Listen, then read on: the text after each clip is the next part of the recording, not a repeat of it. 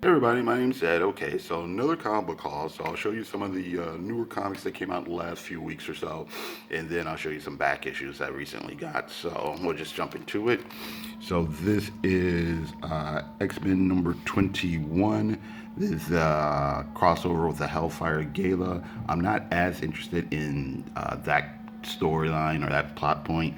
Um, I kind of wish they would get back to the original ideal to get Hellfire Club, which is even though they're evil mutants, they're really a group of like corrupt businessmen.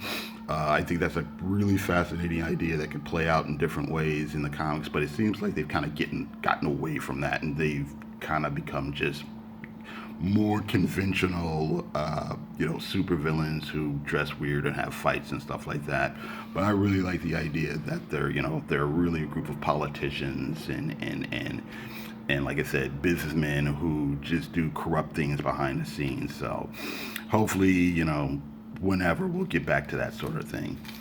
Here's Planet-Size X-Men number 1. I am looking forward to reading that. Hey Kids Comics number 2, written and drawn by Howard Chaykin. It's basically Chaykin's look at the comic book history throughout the years. If you're anybody who knows anything about comics, you can kind of recognize some of the real life people that these characters are based on. They're analogs of Julie Schwartz and Stan Lee and Jack Kirby and Jack Cole and Wally Wood and all these type of people make appearances in the comic. Last issue was really good. If you know your comics history, it was pretty much about the 50s era where you had Frederick Wortham and you had EC, you had the fall of EC. You had people who were in the comics industry leaving to go to more commercial things that are a little bit more commercial, magazine work, advertising work, and stuff like that. So, again, pretty interesting. This is Dead Dog's Bite number 4, kind of a murder mystery story told in this kind of metatextual way. It's really about using the comics medium in different ways and just messing around with the storytelling elements and whatnot. A lot of breaking of the fourth wall and things of that nature. So I find it pretty fascinating. I missed out on this comic last month. This is Black Widow number 6. It's gone into the second printing, so I don't know why this particular issue is so popular. Maybe it has to do with the fact that it was the first issue of New. Ooh, ow, fuck. Sorry. I've got like this tooth problem, and anyway, I'm assuming it has to do with the fact that this was first issue of a new arc, and then the Black Widow movie is finally coming out. So maybe that's what got everybody excited to jump on board right here, possibly. I'm gonna take a chance on this. Eve number 1, and then here's also Carmen number 4. All right. Okay, so now we have back issues. I've got Inhumans number 7, Inhumans number 8, and Inhumans number 9. Really been enjoying this series so far. I was aware of it when it originally came out, but I never took the plunge, and I'm glad that I finally decided to look back and see what's going on with this. I'm not the first person to make this observation, but Hickman's X-Men, it kind of reads like what an Inhuman story should read like, just in the sense that you have this secret society of people who have fantastical powers. They have their own little community with their own rules, and then they kind of go out and have adventures or whatever, mostly for the sake of either just seeing what's out there or protecting their own community or whatever. So it's pretty fun, and this one is actually really well written, and it's also kind of funny too that a lot of these chapters are like named after like rock songs and rock albums and things like that. Welcome to the Jungle, Chinese Whispers, and whatnot. I don't know what I was doing when I saw this or started about this cover, but this is Green Lantern number 92. So this is from the late 90s. So this is when Kyle Rayner was the main Green Lantern, and Connor Hawke was the main Green Arrow. And I believe this particular issue is a crossover. Uh, so this is Green Lantern's story. It's a crossover. The other two parts of the story crossover with Green Arrow that came out that month. Uh, what's really interesting is it's obviously a callback. The title of the story is called Hate Crime or Hate Crimes, and it's obviously a callback to the Denny O'Neil, Neil Adams Green Lantern and Green Arrow, which we'll get to in a moment.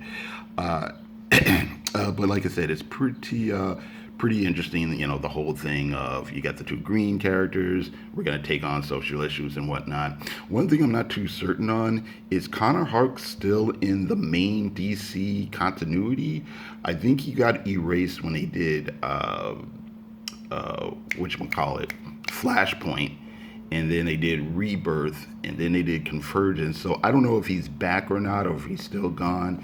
It's also pretty interesting too. I didn't know this back then because I wasn't reading that many comics, but it's interesting how Connor Hawke is actually supposed to be mixed race. He's supposed to be part white, part black, and part Asian.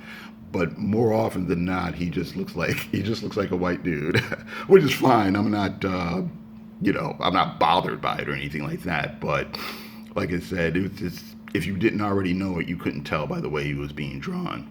Also, it's actually pretty funny. I think they've gone back and forth on Kyle Rayner as well, because sometimes his dad was supposed to be Mexican, and sometimes it's there and sometimes it's not. So I don't know if they retconned that out or if it's back in or whatever. So that's another interesting thing. And again, speaking of the Denny O'Neil, Neil Adams run, since I was getting this, I decided it might be interesting to kind of look back on the run that kind of inspired it. This, of course, is this. Well, these are these reprints that came out in the early 80s or the early 70s run. Of course, it made a big splash. It got a lot of publicity. And whenever people look back on the history of superheroes or the history of DC Comics, this run is always mentioned. It is interesting, though. After getting a lot of publicity, it ran for however many issues it ran. They did end up canceling the comic. And when they brought it back, they took a step back away from all the kind of social issues and things like that. But this may be fun to look back at. Maybe I'll get the rest of these, and maybe we'll do a review. Maybe not. I don't want to kind of like force it into. I don't. What do I want to say? I don't want to make it feel like it's homework or whatever, but it might be fun to like read the whole run. Some of these stories rolled up, some of these stories don't, but we'll probably do that. And then I also have this. This is a trade called Hungarian Rhapsody from Catlin Comics, and the artist is Vittorio Giacarno. Is that how you say his name? All right, I've got another one of the San Pedro Mysteries, or the case files from the San Pedro, which is another trade by the same guy. It was marked like #1, like maybe there was going to be more. I don't know if there were more comics that they never got around to reprinting, but that one was kind of like a Sam Spade mystery. This looks like this is going to be more in that vein, Mystery on the Orient Express or type of thing or whatnot. So maybe we'll get these together and maybe kind of compare them or look at them. So that one was in black and white. This one, I believe, is in color. So all right, so that's it for this week. Thank you very much for watching, and please have a good day.